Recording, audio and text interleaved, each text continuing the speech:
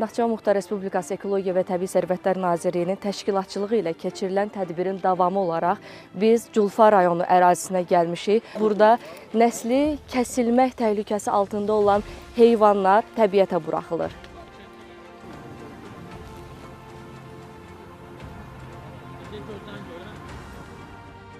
Təbiətə buraxılacaq növbəti heyvan ağbaş kərkəzdir və o hal-hazırda uçmağa çalışır. Amma niyəsə uçmaq istəmir.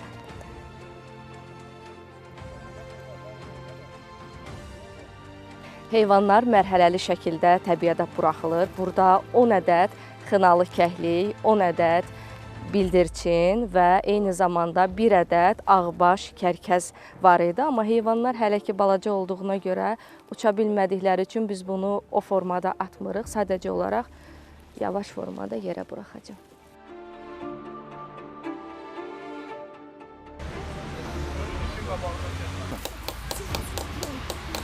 Tədbirin davamı olaraq Əcəmi Seyrəngahı Mədəniyyət və İstirahət kompleksində ağacların nömrələnməsinə start verilib. Burada bu etiketləri biz ağacların gövdəsinə ehmalca vururuq. Bu etiketlər davamlı materialdan hazırlanıb.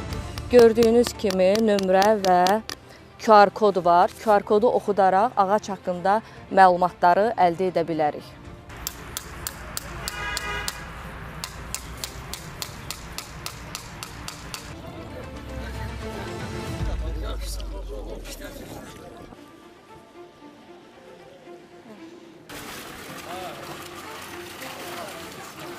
Hazırda 300 min ədəd sazan balığı körpəsi Heydər Əliyev su anbarına buraxılır. Burada əsas məqsəd biomüxtəlifliyi qorumaq, eyni zamanda balıq populyasiyasını artırmaqdır.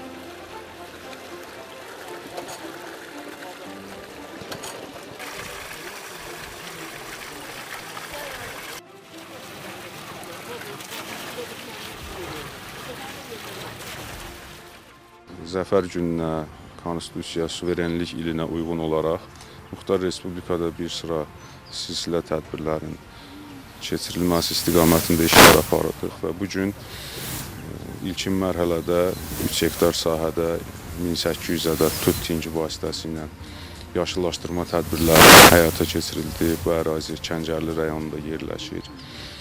Bu tədbirin davamı olaraq Muxtar Respublikaya ceyranların reintroduksiya edilməsi, eləcə də bir sıra digər fauna növlərinin təbiətə buraxılması istiqamətində işlər aparıldı. Ağacların nömrələnməsi, bilkaların vurulması və ağac.az saytında ağaclarla bağlı məlumatların yerləşdirilməsi, eləcə də REIS-ə, yəni rəqəmsal ekologiya informasiya sistemlərinə inteqrasiya olunması işlərinə başlanılmışdır. Naxçıvan Özərk Cumhuriyyətinə 300 bin adet sazan balığı getirdik. Sazan balığı ılıman su balığı olduğundan dolayı omnivor bir balık olduğundan dolayı hem etçil hem otçul.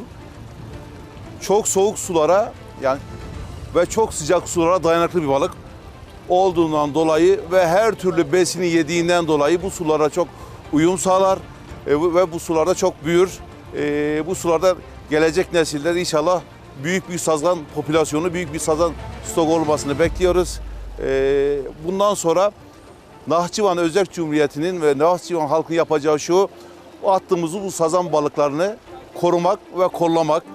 Belirli bir seviyeye geldikten sonra özellikle 2 yaşından sonra mümkün olduğundan olursa 2 yaşından sonra 20 santim uzunluğa geçtikten sonra bu balığı avlayabilmek önemlidir.